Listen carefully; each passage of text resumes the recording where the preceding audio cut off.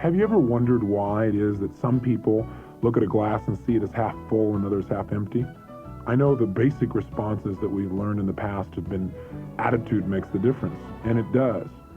But a greater understanding beyond attitude allows us to understand why certain people select certain aspects of any experience and focus on it while they delete, distort, or generalize other aspects of human communication. The quality of our lives as human beings is determined by the quality of the patterns of our behavior. As we have discussed in this program, people's behaviors come from the way they represent things and also from the way they use their physiology. But there is a key question we haven't answered, and that is how come some individuals receive the same stimuli? For example, two people see a glass of water. One represents it as being half full, the other represents it as half empty.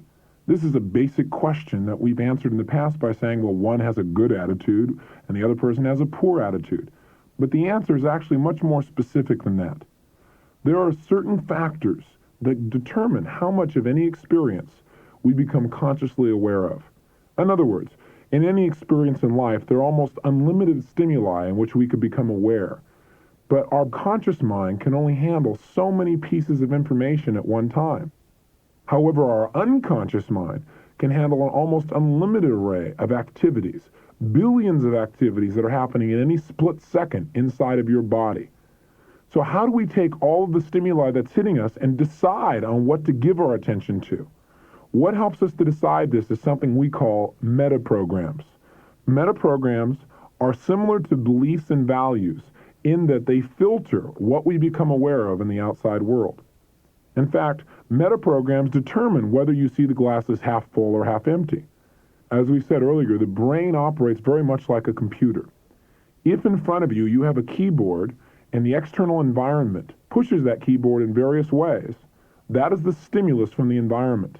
But do you see exactly what's being punched on the keyboard up on the screen? Not exactly. How that information is arranged, what actually shows up on the screen, is determined by the software you use. For example, if you've ever used a computer and if a word processing program is in place while you tap the keyboard, then what will happen is those letters will come up in the forms of sentences and paragraphs up on the screen. If, however, you take that software out and you put some new software in that creates spreadsheets, and then you tap on the computer board, even though you've given the same stimulus, it is now reorganized and represented in a different way. It may be represented in long columns rather than paragraphs. So the same stimulus from the outside world is being processed differently. In computer terms, we call this sorting. Sort is a term used in computers to relate to the process of how information is organized. Human beings also have to sort out their experience. If a bunch of things happen at once, you have to sort them out. How you sort things out is determined by your metaprograms, your prearranged filters for human experience. Let me give you a few examples of what metaprograms are, because by understanding them, you can predict in advance how human beings will respond to just about any situation, and you can learn to communicate to people in a way that will allow you to motivate and persuade them with greater precision than ever before. Here's one of the first metaprograms. We call it the direction metaprogram. Whether a person moves primarily towards or away from situations. Now, what does this mean? Well, all human behavior is the result of one of two desires, either the desire to gain pleasure or the desire to avoid pain. I know that must sound like a generalization, and it's true. Why did you invest in this program? Probably the desire to develop more in your life, to gain pleasure, to gain new choices. Those are all examples of moving towards. There are some people, however, who bought this program because they're tired of where their life is and they don't want to live this way anymore. Now, how is this important? Well, it's extremely important to know how someone predominantly organizes themselves in terms of moving towards or away from.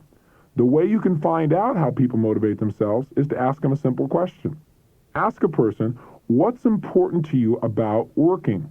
Or what do you want in a job? If the person says to you, I want people to leave me alone, then immediately by the way they respond, you know that they are primarily moving away from rather than towards. If the person says, well, what's most important to me in a job is my ability to be creative, to help other people, to produce new results, then you can tell by their answer that they're moving towards. You can ask this question about just about anything.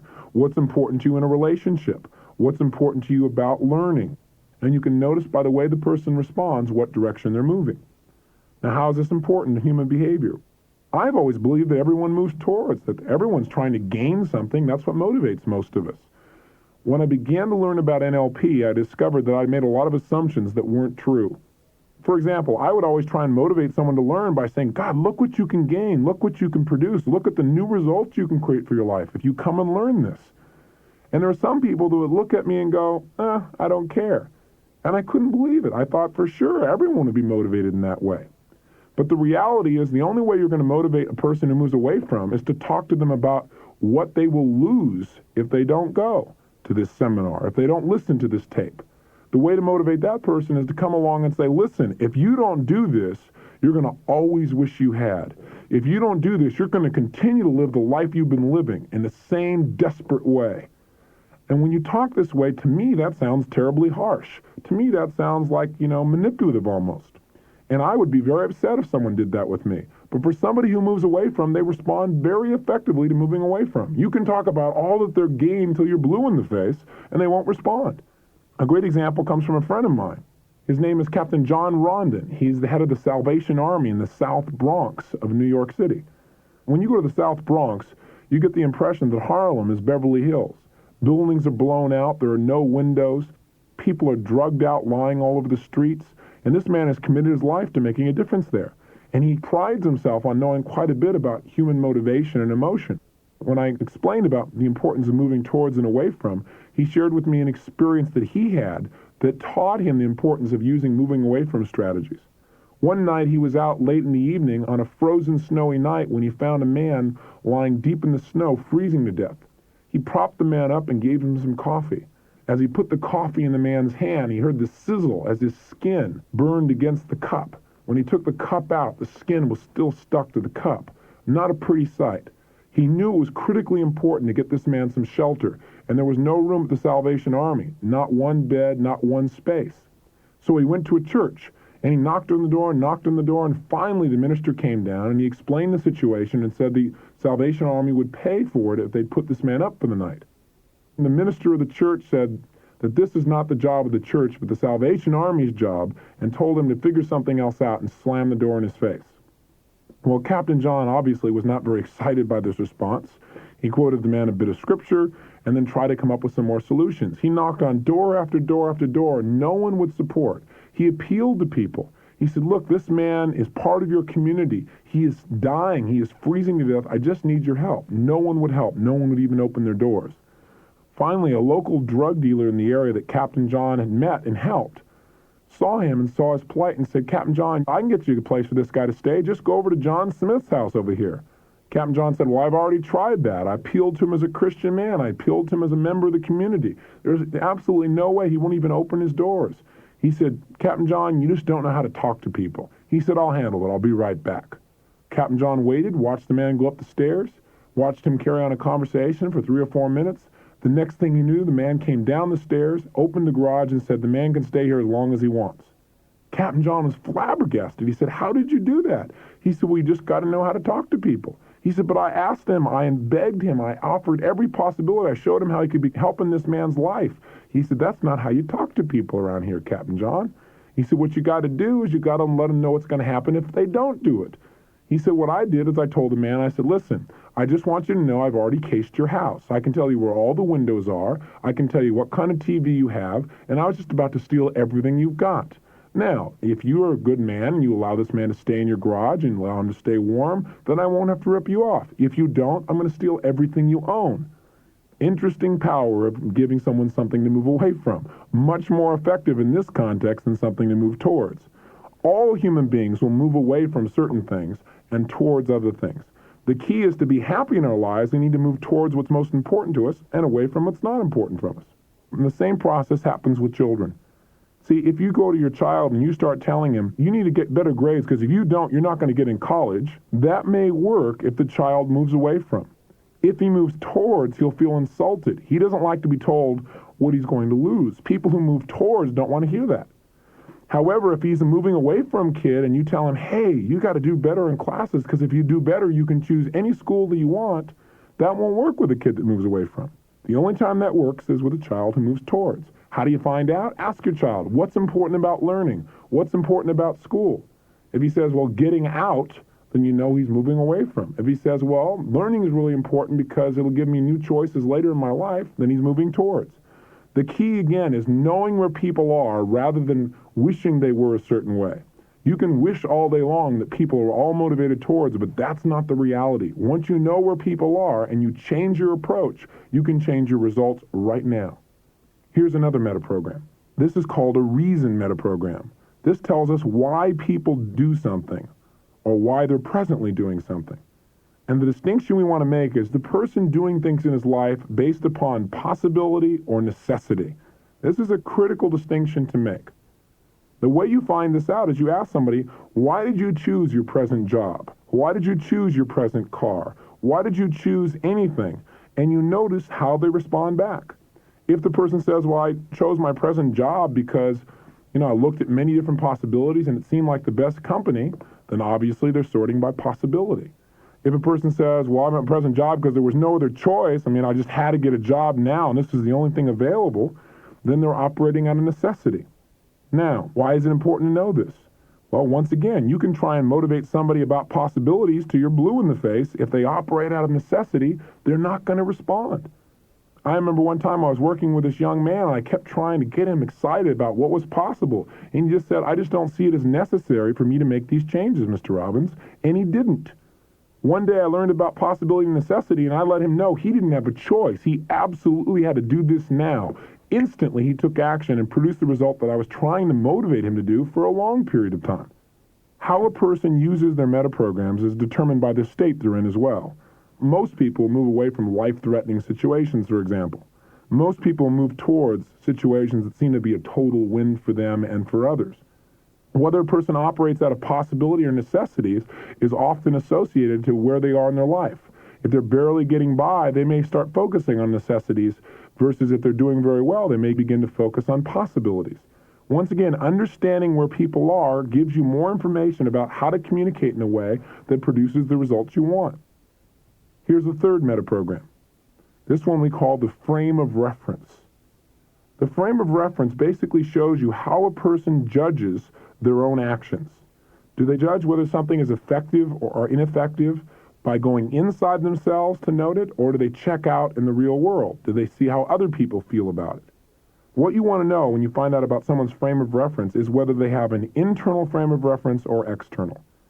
The way you find this out is you ask a person, how do you know when you've done a good job? A person who's internal will say, I don't know, I just feel it, I just know it inside. A person who's external will say something like, well, when people tell me, or when people share with me, or when people give me feedback, or when I get rewarded, or by my paycheck. The truth is, many people are not one or the other. Some people have a balance, and I believe the ideal would be a balance. That is, if you're totally internal, then you don't take any feedback at all. You just know how things are, and you do them that way. If you're totally external, you're always responding what other people's plan is for your life. The balance is the choice that we want to have, so we get a strong idea of what's right inside, and we also get feedback from the outside world. The ideal situation is to have the choice to change how you sort with each one of these metaprograms based upon your outcomes. For example, there are certain things we should all move away from. Some children, for example, move so towards that all they know is what they want, and they don't look at the ramifications. They don't look at the consequences of what they're doing. And as a result, since they're not moving away from anything, they just keep moving towards, and they do things that later on they have to pay the price for. Some people do things only out of necessity. As a result, they will never make much of their lives. Some people do things only out of possibility, and they're moving towards, so they never notice what they have to do to make things happen. They're only willing to do the stuff that is fun. Some people only have an internal frame of reference. As a result, they don't take feedback very well. What would be an ideal leader, for example? Well, an ideal leader might be someone who has a strong internal frame of reference who also is willing to take external feedback. How can we use frame of reference to motivate and persuade people? Well, if someone has an internal frame of reference, would you motivate them by coming to them and saying, hey, I really think you ought to do this because everyone else is doing it, and I just think it's really fabulous? That person is going to respond with a weird look and say, I'm not interested, because they don't care about what other people think about it. What they care is what they think. And if you try to appeal to them by telling them what you think, you'll lose a certain level of rapport and a certain level of credibility. If with someone who has an internal frame of reference, you instead say, I don't know what's right for you in this area. I'm sure you know. What do you think? That person is going to respond much more positively to that.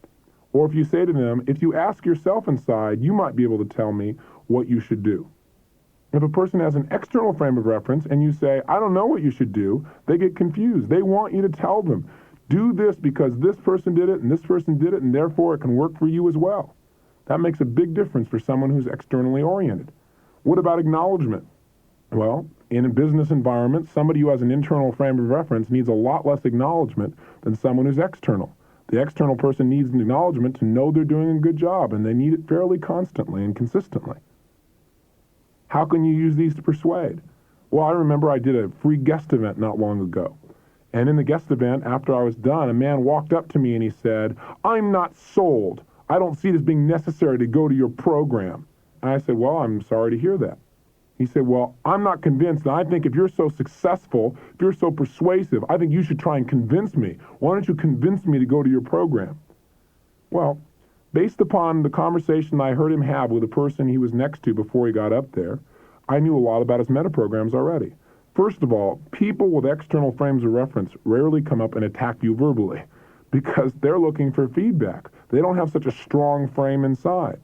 Also, he said that he didn't see it as being necessary, which obviously is what's most important to him, that this be a necessity.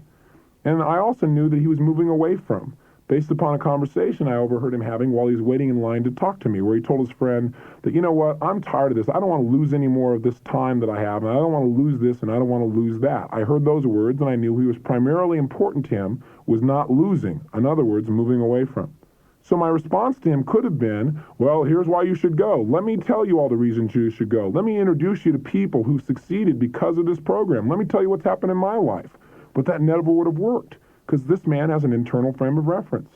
I turned to this man, and instead of challenging him back or trying to persuade him with external frames of reference, I came back to him and said, I could never convince you. You're the only person in the world who can ever convince you of anything. He looked a little puzzled at first, and then he kind of half smiled because he realized it was true. I had more rapport here because I understood how his brain really responds to the environment. He said, well, but if you have so much skill, you should be able to convince me. I said, listen, you're the only one who knows who would lose if you didn't go to this program. And you missed out on all the things that you could change, all because you weren't willing to take the necessary time to make a decision. Now, I didn't say to him, you'll lose if you don't go to my program. If I would have said that, he never would have attended, because that would have been me telling him what to do. Listen to what I said again. I said, you're the only person who knows who would lose if you didn't go to this program and didn't do the necessary things that allowed you to create change. Now, notice what I did here. One is I said, you're the only one. So I recognize the fact that he has to make the decision. I developed rapport by pointing out that he had an internal frame of reference.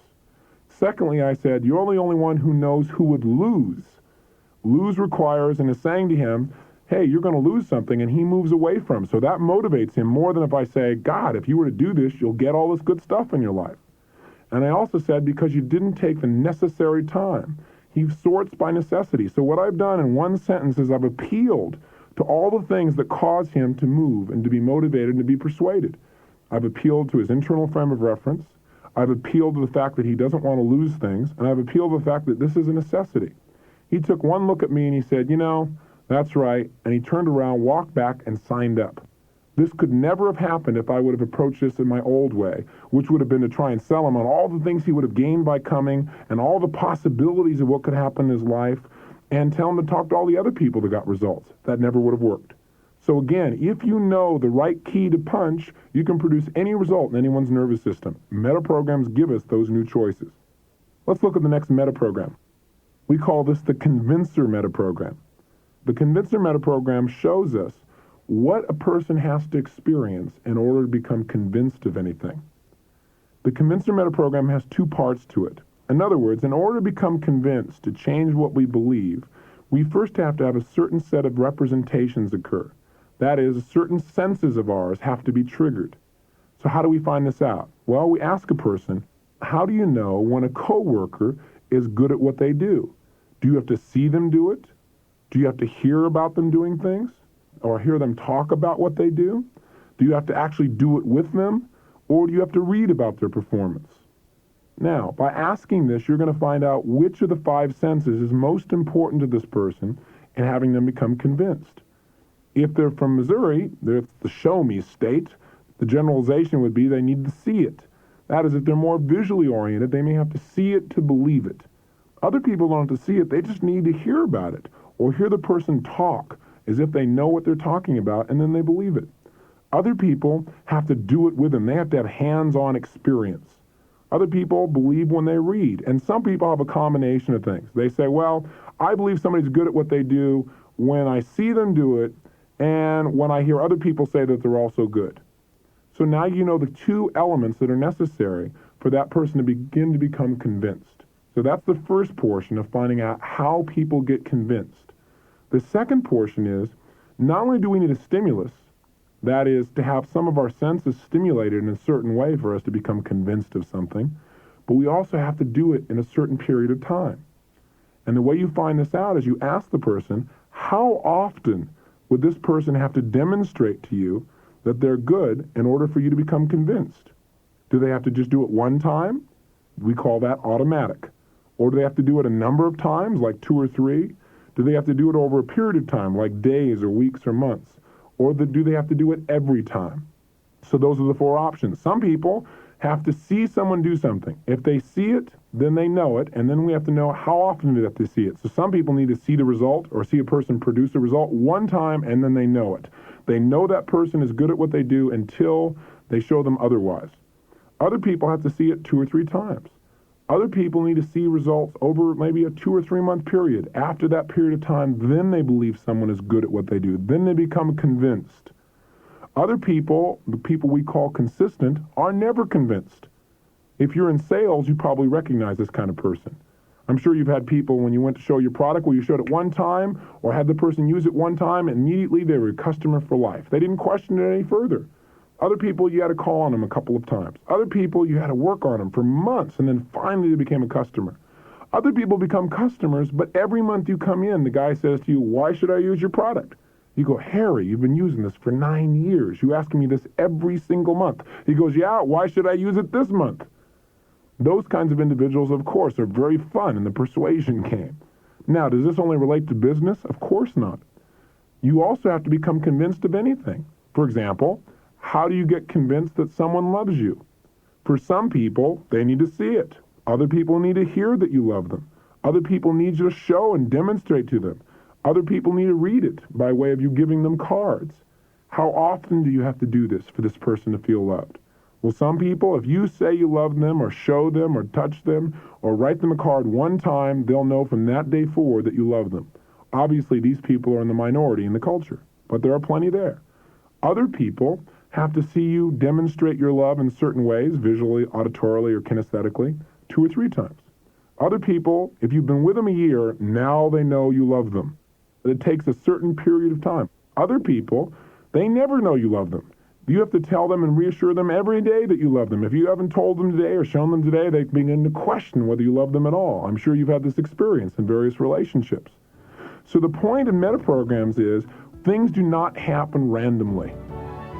People become convinced in a very specific way.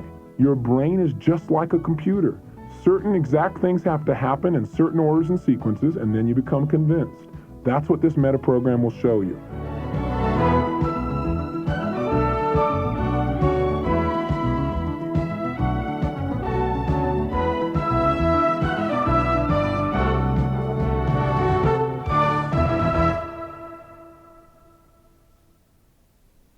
This is the end of Side 11.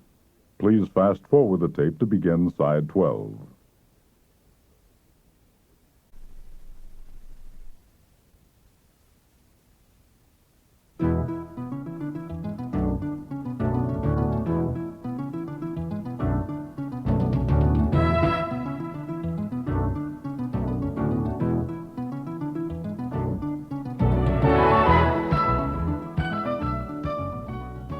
Next metaprogram is called the relationship metaprogram. This metaprogram determines how a person makes sense of their world, how they come to understand or learn things. And there are two different styles of learning and developing relationship. Some people develop relationships to things in their mind by matching things up, and some people do it by mismatching. Let me give you an example. If I were to take 3 coins out of my pocket, a quarter, a nickel, and a dime, and I were to set them side by side, and then I was to ask you the following question: what is the relationship of these 3 coins? Then you could have many responses to that based upon whether you make sense of your world by matching things up or by mismatching. For example, some people are what we call sameness matchers, sameness people. They make sense of the world by seeing how things are alike. A sameness person would look at the 3 coins and say, well, the relationship of these 3 coins is that they're all money. They would see how they're all alike. Or they might say they're all silver. Or they might say they're all round. That would be one set of responses. Another person could look at the coins and say, well, they're basically the same because they're all round, but they are different sizes. This demonstrates another way of making sense of the world. Another kind of matcher is a person we call a sameness with exception individual. They see how things are alike, and then they see the exception. So a sameness with exception person would again say, they're all round, but they are different sizes. They would first see how things are alike, then they'd see how things are different. A third response to this would be a mismatching response. Some people look at the 3 coins, and when you ask what is the relationship of these 3 coins, they say there isn't a relationship. They're all completely different. This is a mismatcher, and the specific kind of mismatcher is what we call a difference person. A difference person immediately looks at how things are different. That's how they make sense of their world. They are not happy until they find the exception in a situation. There are other people that look at the 3 coins, and they say, well, they are different sizes, but they are all circles.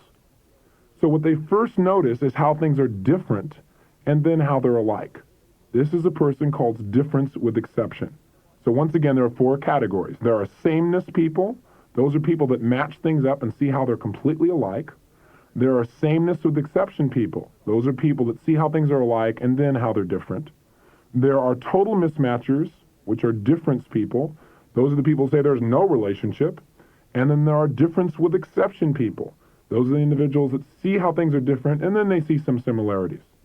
So how is understanding the relationship metaprogram important?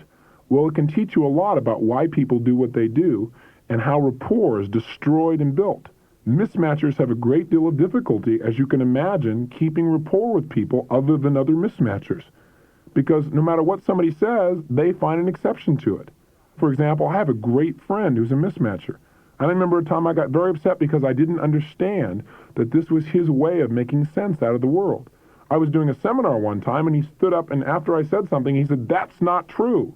And I said, what are you talking about? He said, well, that's not true in every case. I said, well, tell me a place where it's not true. So he gave me an example, and he was wrong. He gave me another example, and he was wrong. He gave me a third example, and he was right. In that case, the situation I said was not accurate. I said, have you ever seen this situation you're bringing up as a hypothesis? He said, well, no, but I want people to realize that this isn't true always. I got very upset with him until later I realized he was a mismatcher. In order to make sense of the world, he has to find the exception to things. And you may know someone like this as well. If you're a sameness person or sameness with exception, you probably lose rapport with this person. See, what do you think happens when a mismatcher and a matcher get together? They start to have a conversation, and the matcher says, yeah, this is a lot like that. The mismatcher goes, no, it's not. And he goes, yes, it is. Who's right? The reality is they're both right. It's all in the way they organize their perceptions. By understanding the relationship sort, you can, 1, predict how people are going to behave in advance, and 2, learn how to communicate effectively to people that maybe you haven't reached in the past. For example, if you're talking to a mismatcher and you want to motivate him, you wouldn't try and tell him what to do. You'd probably tell him the opposite. Let me give you an example. I was doing a private consultation one time for a man who had been to many, many therapists, tried almost everything he could to eliminate a major emotional problem that he had. He came to see me. He sat down in front of me, and just before we began, he asked me, do you think I should tape record this session? And I said, well, it's not really necessary, because I'm not doing something you're going to have to experience over and over again. I'm going to literally help you to reprogram the way you respond to this old fear. He said, well, I think I should tape it. I said, okay, well, go ahead and do it. He said, well, do you think I should? I said, well, do whatever you want. I mean, I don't think you have to. He said, well, then I think I should. And he began to mismatch me back and forth. I said, well, do whatever you want to do. He said, well, do you think I should do it? I said, I don't think it's necessary, but it's up to you. It's fine with me if you want to, but I don't think it's necessary. He said, well, I think I should. I said, then do it. He said, well, I don't know if I have to. I'm not exaggerating in any way whatsoever. So finally, I was getting a little frustrated. I said, just do something.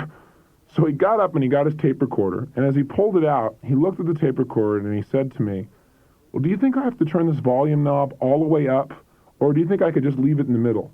I said, leave it in the middle. I don't care. He said, well, I better turn it up. Then turn it up. He said, well, maybe I should leave it in the middle. I said, do something. Then he said, you know what? Maybe I should test it. I said, go ahead. He said, well, do you think I have to? I said, listen, do whatever you want to do. Finally, he sits down. And by the way, obviously, he's an extreme mismatcher, a polarity mismatcher, we call it, where he does the opposite automatically. So we sit down, he closes his eyes, and I begin to take him through a beginning of a closed eye process. About halfway through it, he opens his eyes and says, well, you know, I really don't need to tape this, do I? I said, close your eyes. He said, well, do I really need to? I said, no. So then he closed his eyes. So I begin to do work on him, and sure enough, I do a nice piece of work, and he is thrilled with the result. I mean, he talks about this incredible emotional breakthrough and how he feels so much better, but of course, as soon as he talks about how good he feels, he has to mismatch himself. And immediately comes back and says, well, but I don't know if it's going to last or not. And so I started to say it's going to last, and as soon as I did, of course, he said it wouldn't. So what I said is, you're right, it's not going to last. He said, how can you say that? It's going to last. I said, no, it's absolutely not going to last. He said, oh, yes, it will. I said, oh, no, say it won't last. He goes, no, I won't say that. I said, say it won't last. He said, no, it's going to last. I said, say it won't last, because you say it won't last, it means it will last, which of course means it won't last, which means it will last. I got enough confusion going that no matter what he said, whether he said it would last, then of course it would last. And if he said it wouldn't last, he had to say it would last. Are you confused too? So was I. I did get it to the point, though, where I told him the opposite, and he would just produce the result I wanted. Finally, at the end of the session, he got up and got ready to leave. He was so thrilled with the changes that had occurred. And he turned back to me and said, do you really think it'll last? And I went, no. And he smiled and went, oh, yeah, no means yes, which means yes, which means yes. And he smiled and left. Now, he'd been to many, many therapists before, a lot of them very good. The only reason that changes they made didn't last, and mine did to this day 2 years later, is because whatever great work they did, he immediately mismatched it. He mismatched with his belief systems. I set it up so that when he mismatched, it still made it work. Understanding mismatching is very, very powerful, and understanding matching is very powerful. If you want to teach a mismatcher, show them all the exceptions. Say, this is different than all these other things in this way. If you want to teach a matcher, say, this is a lot like that. Relationship meta programs empower you to teach, to learn, to motivate, and persuade with greater precision, especially people in the past you had great difficulty with. Remember, sameness people see only sameness. They see three coins. They often say it all boils down to this.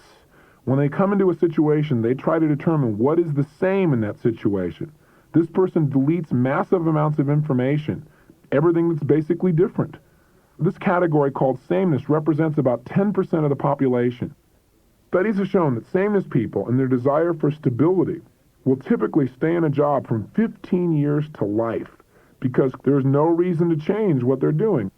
In an organization, they're usually the first one person to say, we need to do things the same way we've always done them. There's no reason to change. If you're going to employ someone who's a sameness person, best you put them in a position where they don't have to deal with many different things, but rather where they can focus on the same basic regimen time after time. They want to remain the same. They're often conservative. This kind of person can easily stay in a monogamous relationship over the long term because they like things to stay the same. The second kind of matcher, of course, is a sameness with exception person. They see sameness, the large whole of how things are like first, the fact that they're all coins. Then they see the differences, that they're different sizes. They look for what's the same and then point out the exceptions to it.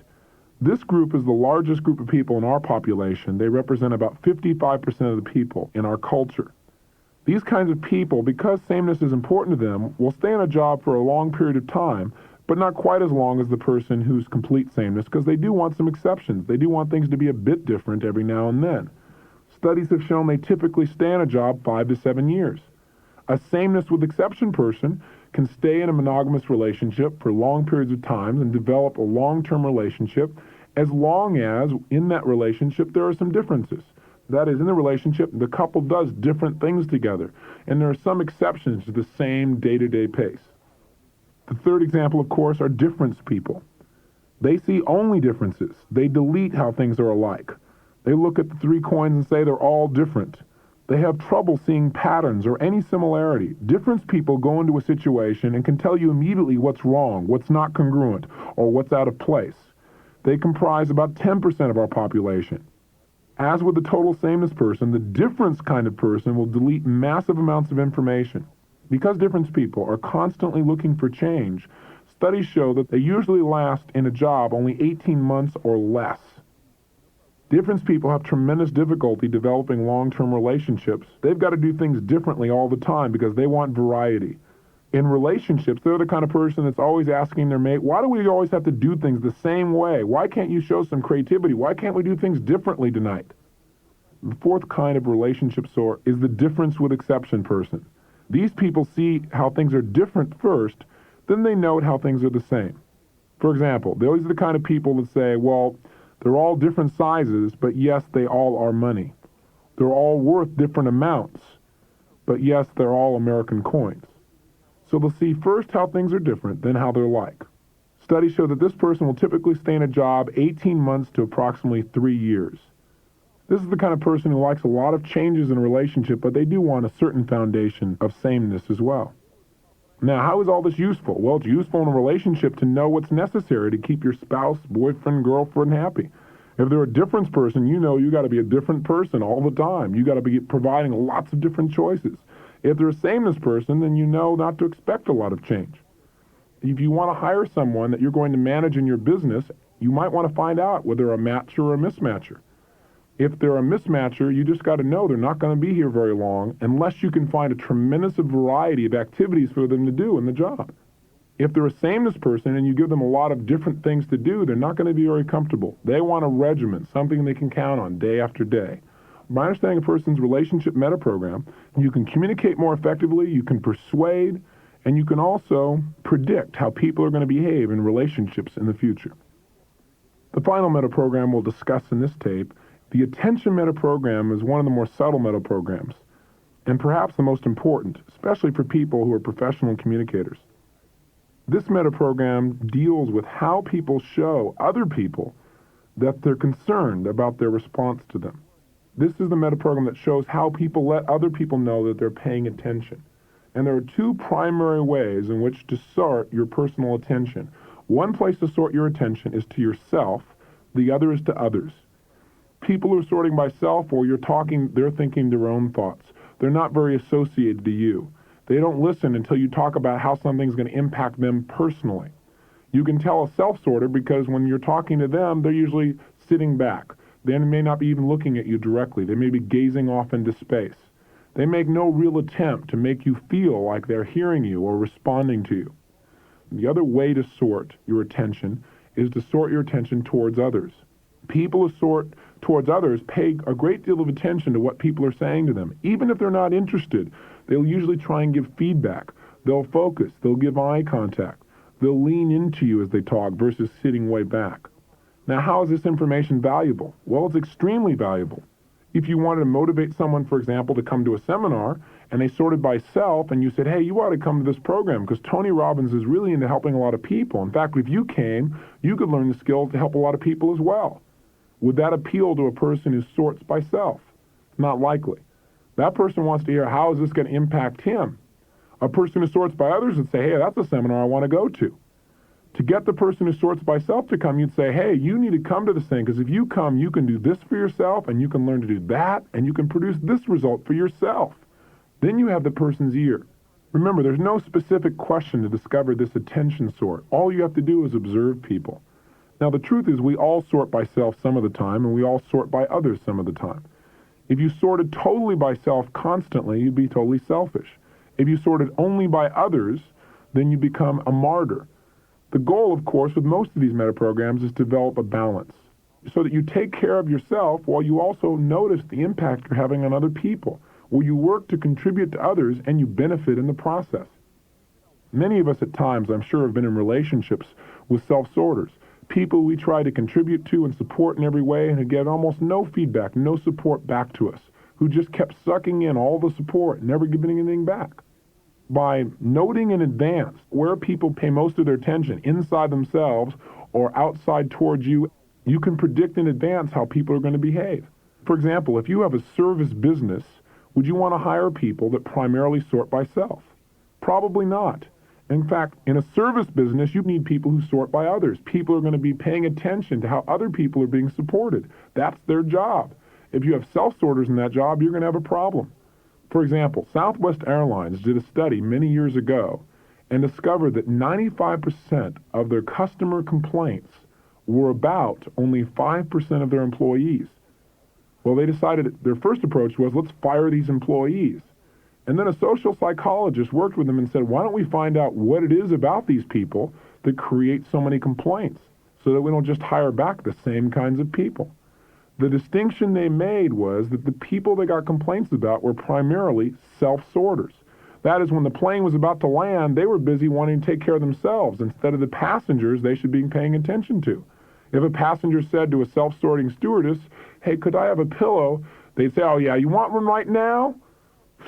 Or they might not say anything, but their physiology would provide that kind of response. They'd give them a groan or a dirty look, and they'd grab the pillow for them and then sit down as quickly as they could, because their primary attention was how to take care of themselves.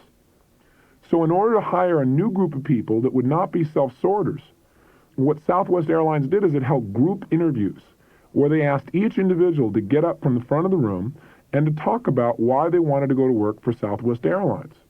These individuals who applied for the job thought that they were being graded by how great a speech they could give or how impressive they were when they communicated from the front of the room. In reality, Southwest Airlines was evaluating the people while they were in the audience to note who was giving the most support, who was sorting by others. If a person was sitting back, not paying attention, gazing off into space, that obviously was a self-sorter and not the kind of person they wanted to hire. They selected the individuals who were smiling, nodding their heads, supporting the speaker at the front of the room with all their heart and soul.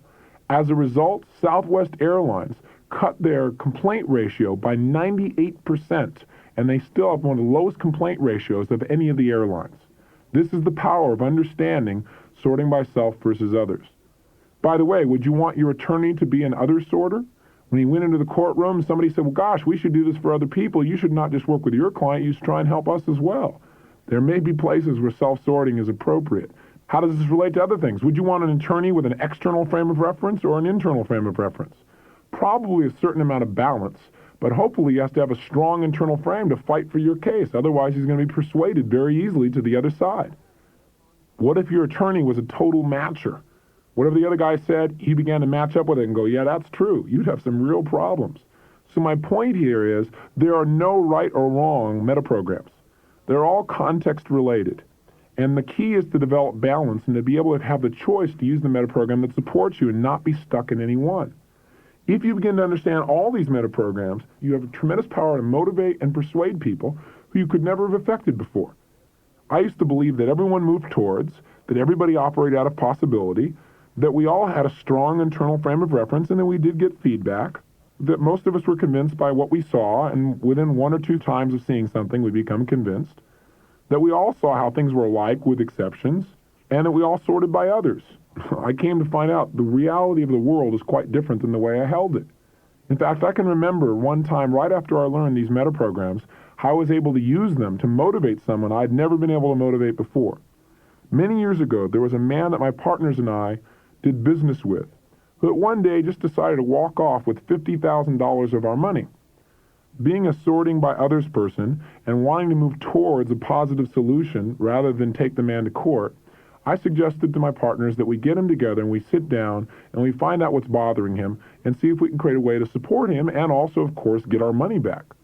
So we sat down in a meeting, and as we sat down, I set the frame of the meeting. I said, John, I just want you to know that we're all here together to really support our relationship because we want to move towards a solution that really empowers all of us. We think it's really possible that, by working together, we can create a solution that we're all excited about and we're all happy about, and we all leave feeling like it was really a win-win situation.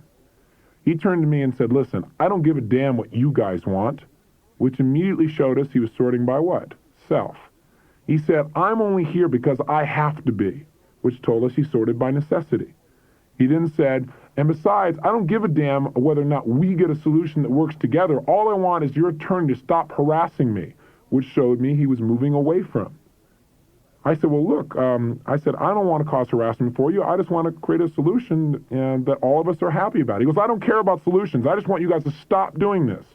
I said, well, I want you to be happy, and I definitely want to get our $50,000 back. He says, I'm not giving you the $50,000 back. I said, why not? He said, I'm just not going to. I said, it's not your money. I mean, we could take you to court. We could even probably press legal charges. He said, I don't care what you say. He said, I am selling you my portion of this business. I said, you're not a partner in the business. He said, but I help to promote seminars in this city, and so that makes this my business, and I'm going to sell it back to you for $50,000.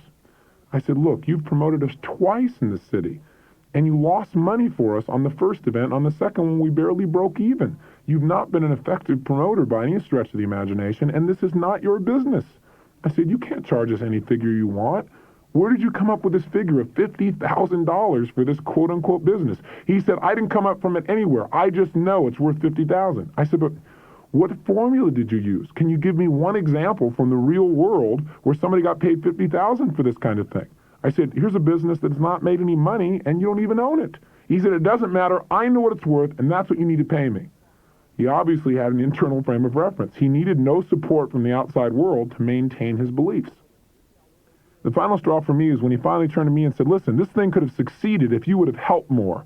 And I said, what are you talking about? I came to the city and did more promotion for your team than I did for any other city that I've done in the last 6 months. He goes, yeah, well, what did you do for us last month?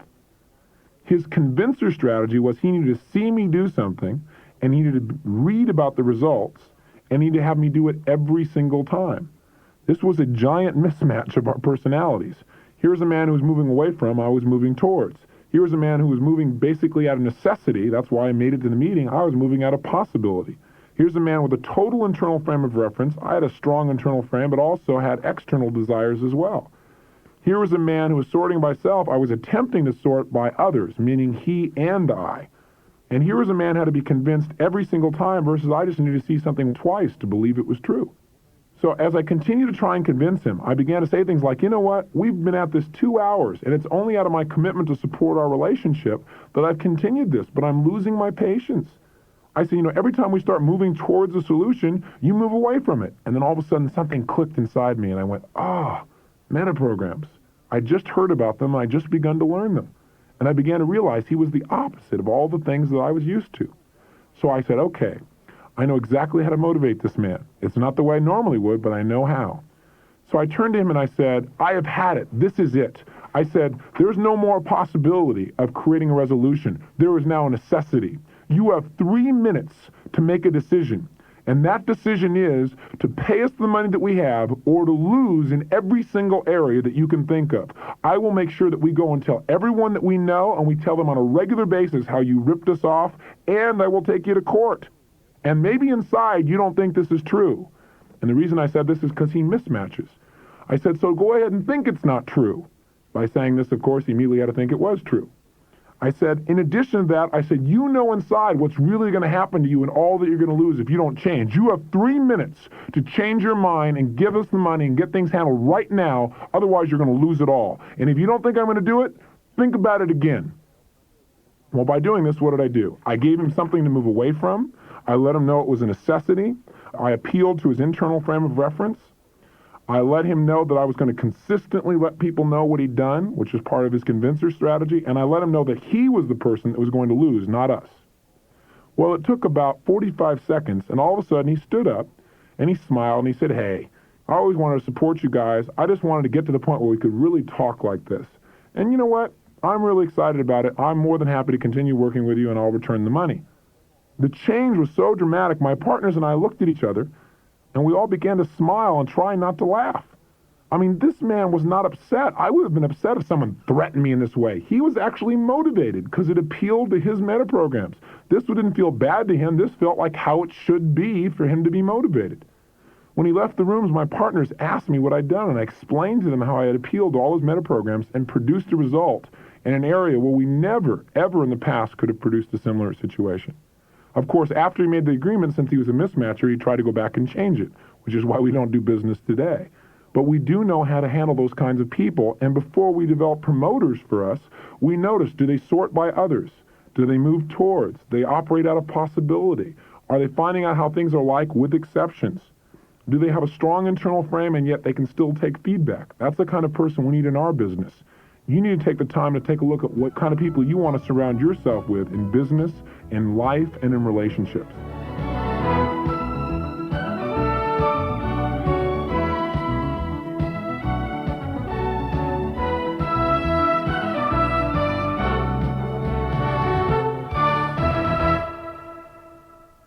This concludes Unlimited Power with Tony Robbins.